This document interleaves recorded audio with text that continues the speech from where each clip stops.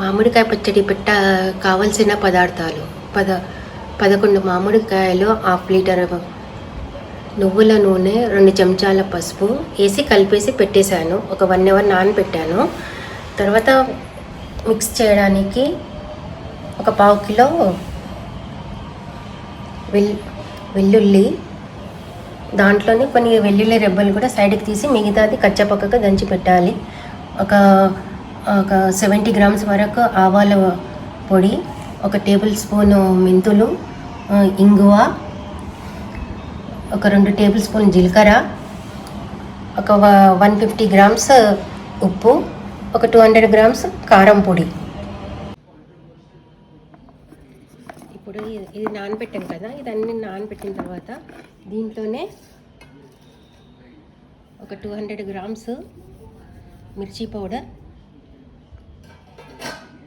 150 grams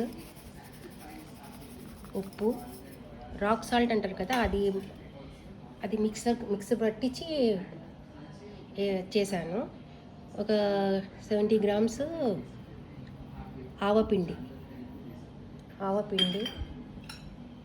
2 స్పూన్ల జీలకర్ర powder, 1 table spoon మెంతులు,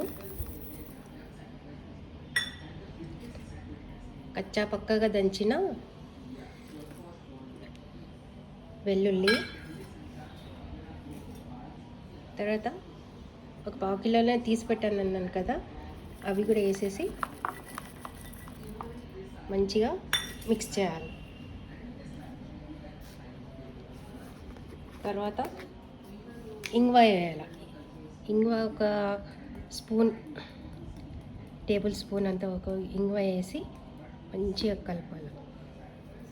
ఆహా, పచ్చడి ఫ్లేవర్ ఇంకా కలపలేదు కానీ ఇంత హాయిగా మంచిగా వస్తుందో.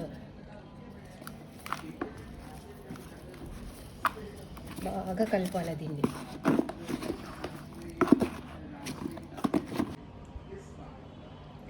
ఇలా బాగా మిక్స్ చేసిన తర్వాత ఒక 3 డేస్ మంచిగా క్లాత్ పెట్టేసి అలాగే వదిలేసేయాలి. నూనె అంతా పైకి తేలేంత వరకు వదిలేసేయాలి. తర్వాత 3 డేస్ తర్వాత మళ్ళీ ఒకసారి చెక్ చేయాలి, ఉప్పు సరిపోయిందా లేదా అని చెక్ చేసి అవసరం పడితే ఉప్పు కలుపుకోండి, లేదంటే అలా ఉండండి.